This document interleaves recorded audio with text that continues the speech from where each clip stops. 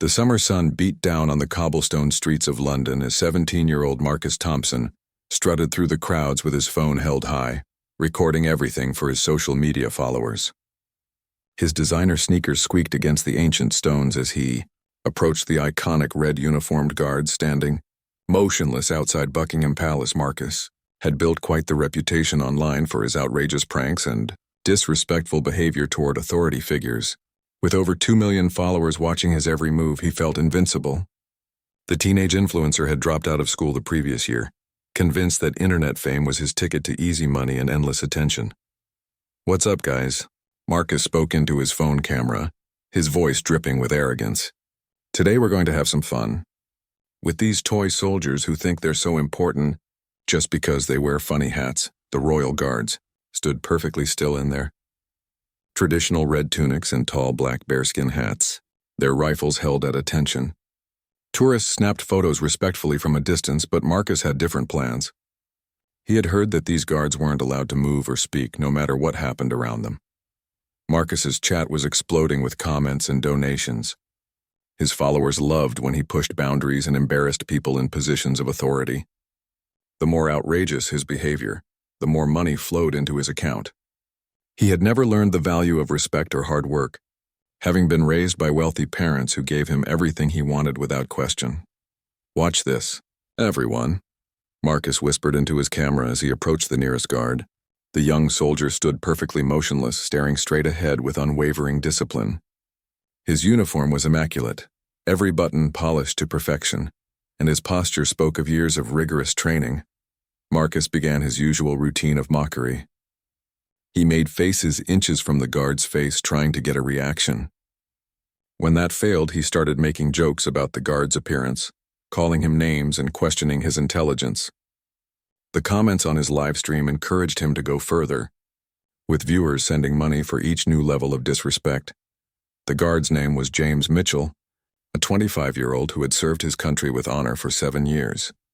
Behind his stoic exterior, James was a decorated veteran who had completed 3 tours of duty in dangerous territories.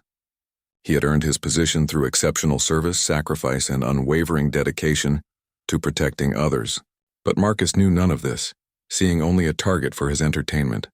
As Marcus continued his performance, he began touching the guard's uniform and rifle, ignoring the clear boundaries that separated tourists from the working soldiers.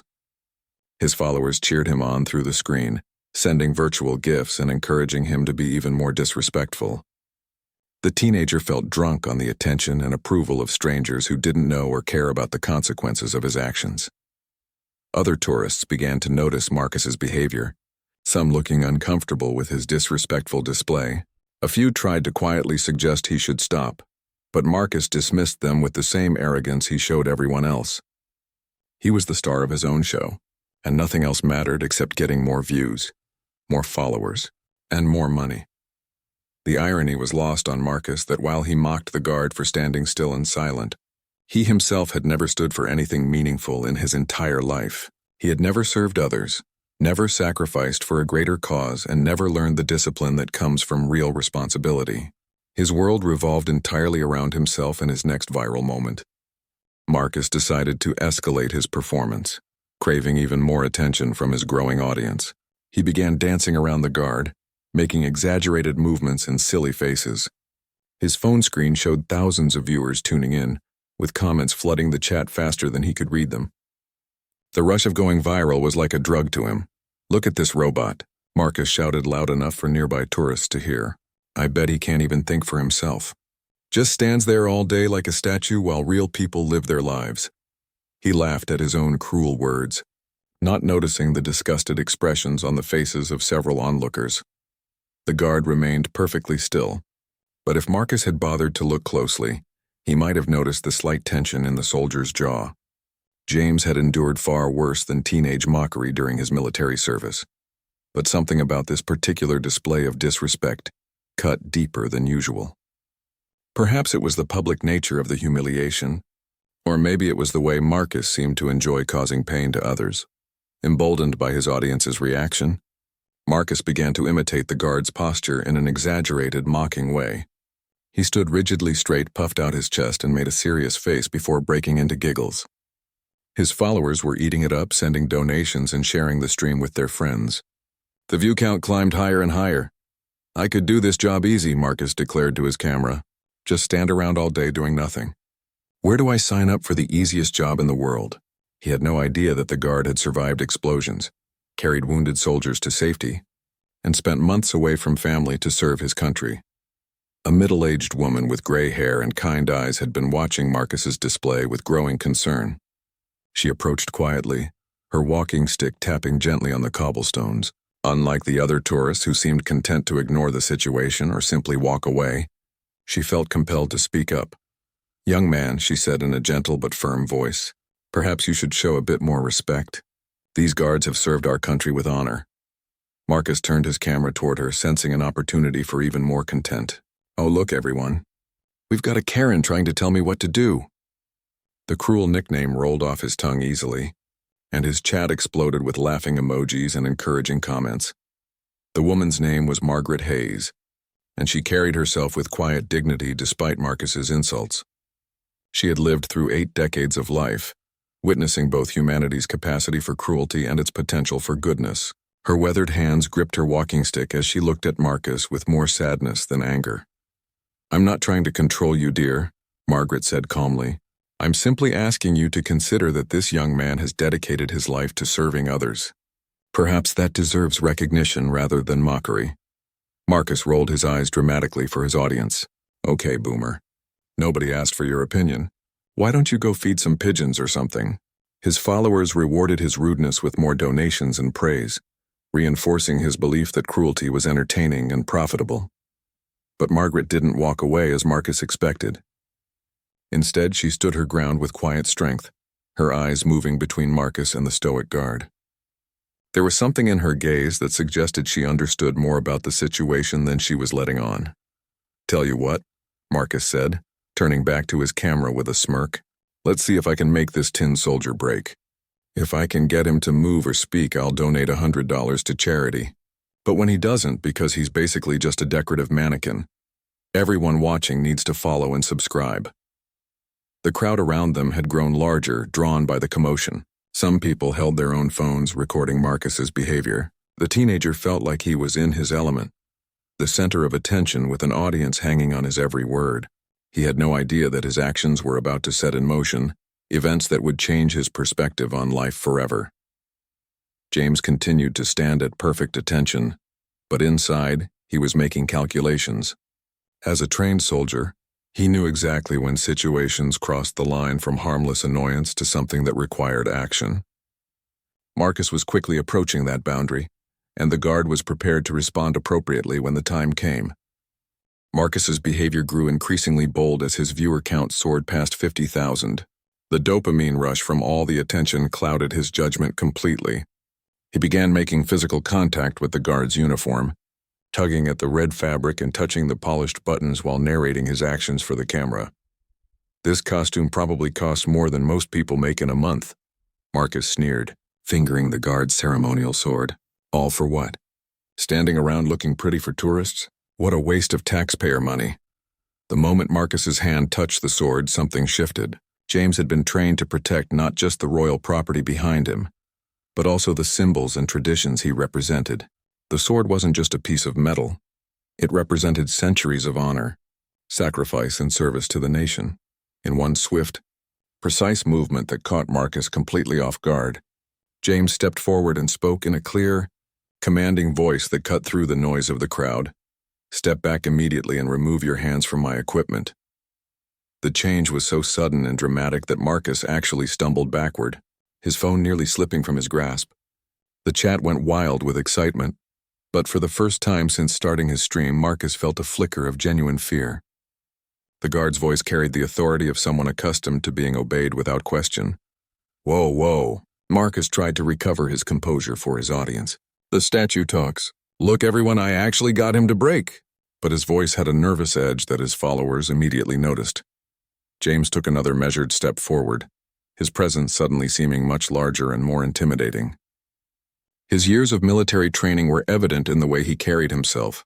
This was not someone who could be pushed around by a spoiled teenager seeking internet fame. "You will show proper Respect for this uniform, this position, and this institution, James said firmly. Your behavior is inappropriate and will cease immediately. Marcus felt something he hadn't experienced in years, genuine consequences for his actions. His parents had always bailed him out of trouble, and his online followers had always encouraged his worst behavior. But standing face to face with someone who wouldn't tolerate his disrespect was a completely foreign experience. Dude, chill out, Marcus said, but his trademark arrogance was wavering. I'm just making content. Don't you know who I am? I have millions of followers. This could be good publicity for you guys. James's expression didn't change. I know exactly who you are.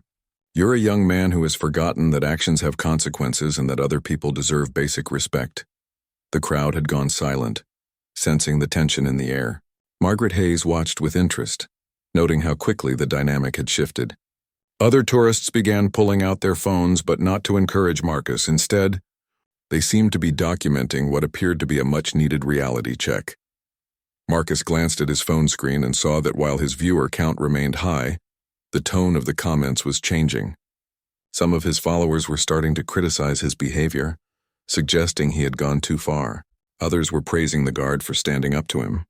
The unanimous support he was used to receiving was cracking.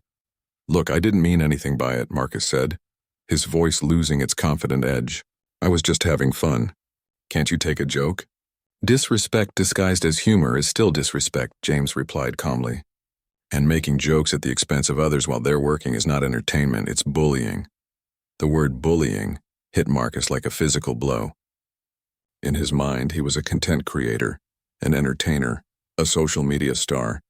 He had never considered that his actions might be seen as bullying, even though that's exactly what they were. He had built his entire online persona around making others uncomfortable for the amusement of strangers. For the first time in the conversation, Marcus found himself at a loss for words. His phone continued to stream live, broadcasting his sudden silence to thousands of viewers. The confident, cocky teenager who had approached the guard just minutes earlier seemed to shrink before everyone's eyes. James maintained his position, neither advancing nor retreating. His message had been delivered clearly, and now he waited to see how Marcus would respond. The guard had dealt with difficult people before, and he recognized the signs of someone whose worldview was being challenged for the first time. The live-stream chat was now split between those encouraging Marcus to fight back and those suggesting he apologize and walk away. For once in his online career, Marcus wasn't sure which group to listen to. Margaret Hayes stepped forward, her walking stick clicking against the cobblestones.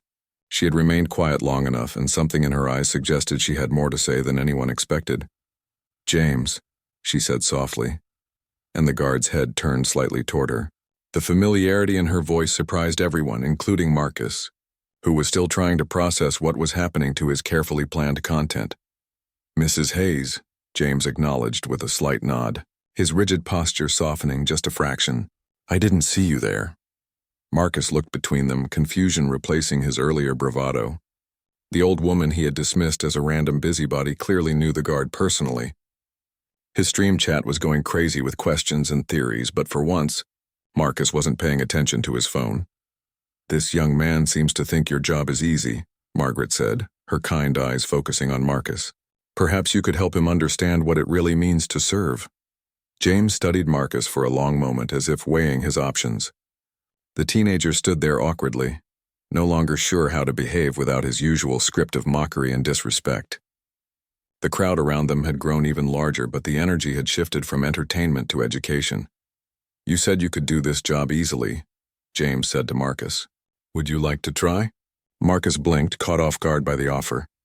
His followers were typing furiously, some urging him to accept the challenge while others warned him it might be a trap. The teenager found himself in unfamiliar territory, being offered a genuine opportunity instead of just taking what he wanted. What do you mean? Marcus asked, his voice smaller than before. Stand at attention for 10 minutes, James explained. No moving, no talking, no checking your phone. Just stand perfectly still and maintain your composure while people walk by. Take pictures and yes, even make jokes about you.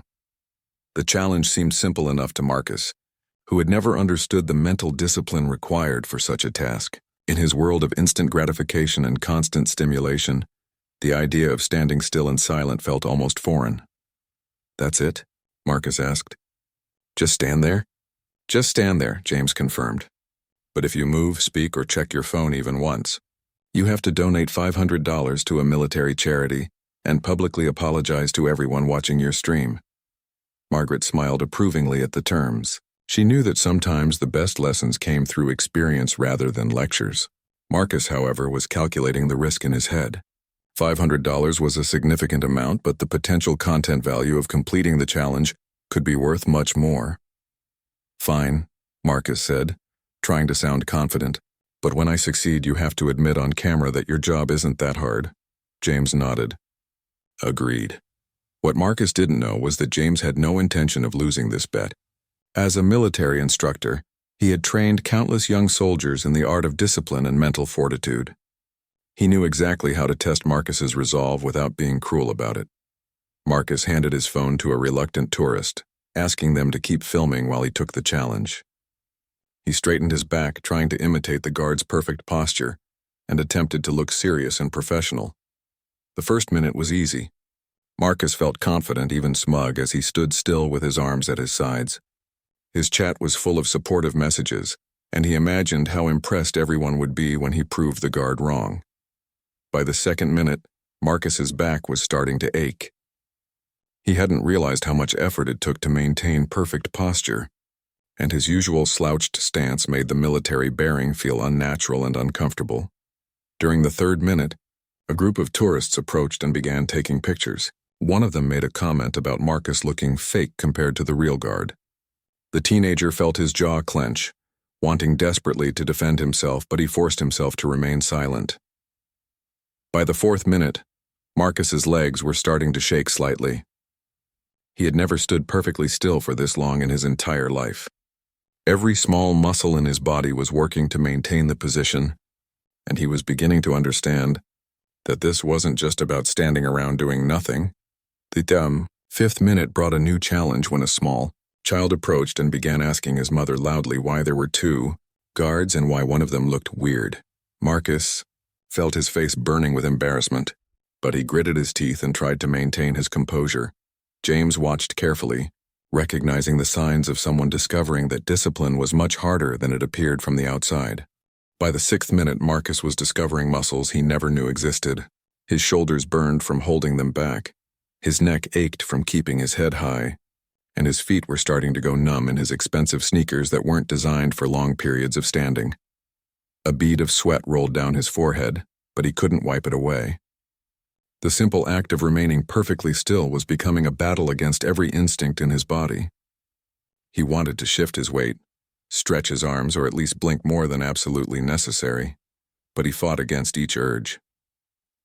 During the seventh minute, something unexpected happened. A young girl, probably around 8 years old, approached Marcus and looked up at him with wide, curious eyes. "Are you a real guard too?" she asked innocently. Marcus wanted desperately to break character and explain that he was just doing a challenge for his social media followers, but he forced himself to remain silent. The little girl studied his face intently, and Marcus realized she was looking at him with the same respect and wonder that children usually reserved for the actual royal guards. "He must be very brave," the girl said to her parents. Just like the other guard, the words hit Marcus harder than any insult ever had. This child saw him as someone worthy of respect and admiration, someone who served others and stood for something important. He had never been looked at that way before, and the feeling was both humbling and overwhelming. By the 8th minute, Marcus's entire worldview was beginning to shift. The physical challenge was difficult enough, but the mental discipline required was something he had never experienced. For the first time in years, he wasn't thinking about followers, likes, comments, or money. He was simply trying to honor a commitment he had made. Margaret Hayes had been watching the entire time, and she could see the change happening in Marcus's posture and expression. The cocky, arrogant teenager was slowly being replaced by someone who was learning what it meant to have discipline and respect for something bigger than himself. During the 9th minute, an elderly veteran in a wheelchair was pushed close to where Marcus stood. The old man studied both guards carefully, then nodded approvingly. "Good to see young people still understand service," the veteran said quietly. "Both of you make me proud." Marcus felt tears forming in his eyes, but he couldn't wipe them away. The veteran's words of approval meant more to him than all the social media praise he had ever received. For the first time, he was being acknowledged not for entertaining people or getting attention, but for demonstrating character and discipline. James watched as Marcus struggled through the final minute. The guard could see that the teenager was learning something valuable, and he felt a sense of satisfaction that had nothing to do with winning a bet. Teaching young people about respect and discipline was one of the most rewarding parts of his job.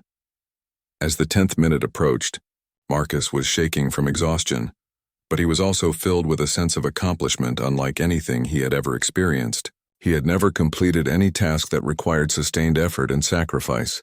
Everything in his life had always been about instant gratification and taking shortcuts. When James finally called time, Marcus nearly collapsed from relief and exhaustion. His legs were shaking, his back was on fire, and his feet felt like blocks of wood. But he had done it. He had completed the 10 minutes without moving, speaking, or checking his phone. The crowd that had gathered began to applaud, and Marcus felt a rush of pride that was completely different from the hollow satisfaction of viral videos. This appreciation was based on something real he had accomplished, not just his ability to mock others or create controversy. "Well done," James said simply, and those 2 words carried more weight than thousands of online comments. Marcus looked at his phone, which was still streaming live, and saw that his viewer count had actually grown during the challenge. But more importantly, the tone of the comments had changed completely. Instead of encouraging disrespect and cruelty, his followers were praising his discipline and suggesting he should show more respect to people who served their country. Margaret Hayes approached with a smile. "You did well, young man. Perhaps you learned something today about what real strength looks like." Marcus nodded, still too emotional and exhausted to speak properly. He was beginning to understand that he had spent years mistaking cruelty for strength and disrespect for confidence. As Marcus caught his breath and feeling returned to his legs, James stepped closer and spoke in a voice that was firm but no longer stern. "You asked earlier if I thought my job was easy," the guard said. "What you experienced just now was 10 minutes without anyone insulting you, without real weather conditions, without the weight of full military gear, and without the responsibility of protecting others. We do this for hours at a time in all weather, while remaining alert for any potential threats." Marcus listened with genuine attention for the first time in the conversation. His perspective had been completely transformed by those 10 minutes of discipline, and he was finally ready to hear what James had to teach him. "But the standing still is just the smallest part of what we do," James continued. "Every guard here has completed years of rigorous military training. We've served in dangerous places, protected our fellow soldiers, and learned what it means to put others before ourselves." Margaret Hayes nodded approvingly and then surprised both young men by speaking up. James earned 2 commendations for bravery during his service in Afghanistan, she said quietly. He carried 3 wounded soldiers to safety under enemy fire and spent 6 months in a military hospital recovering from his own injuries. Marcus stared at James with new understanding. The man he had mocked as a decorative mannequin was actually a war hero who had risked his life to save others. The teenager felt a deep shame wash over him as he realized how completely wrong his assumptions had been. I didn't know," Marcus stammered. "I'm really sorry. I was being an idiot." James studied the young man's face and saw genuine remorse there. As someone who had worked with young soldiers, he recognized the difference between empty apologies and real regret. "The important thing is that you're willing to learn," James said. "Most people your age don't get the chance to understand what service really means until they're much older." Marcus turned to address his phone camera, which was still broadcasting live to his audience. For the first time in his streaming career, he wasn't thinking about getting the most entertaining reaction or maximizing his viewer engagement. "Guys, I need to be honest with all of you," Marcus said, his voice steady despite his emotions. "I came here today to make fun of someone, and instead I learned something really important about respect and what it means to serve others." The chat response was mixed, with some followers expressing disappointment that their entertainment was ending, while others praised Marcus for showing maturity and growth. For once, Marcus didn't care about pleasing everyone. "I want to apologize to James here, and to all the Royal Guards, and really to anyone who serves their country or community," Marcus continued. I've been making content that tears people down instead of building them up, and that's not who I want to be anymore." Margaret Hayes smiled warmly at Marcus's words. As someone who had lived through decades of social change, she recognized the rare moment when a young person truly learned from their mistakes. "There's something else you should know," Margaret said to Marcus. "I'm James's grandmother. I raised him after his parents died, and I taught him that real strength comes from protecting others, not from tearing them down." The revelation explained the familiarity between them and added another layer to Marcus's understanding of the situation. This wasn't just a random encounter. It was a family connection built on generations of service and sacrifice. James smiled for the first time during the entire interaction. "Gran likes to keep an eye on me at work," he said with obvious affection. Marcus felt overwhelmed by the depth of connection and purpose that surrounded him. These people had something he had never experienced: relationships based on mutual respect, shared values, and genuine care for others. "Would it be okay if I came back sometime?" Marcus asked hesitantly. "Not to make videos, just to, I don't know, maybe learn more about what you do?" "Of course," James replied. "There are always young people who could benefit from understanding what service means." As Marcus prepared to end his live stream, he made one final announcement to his followers.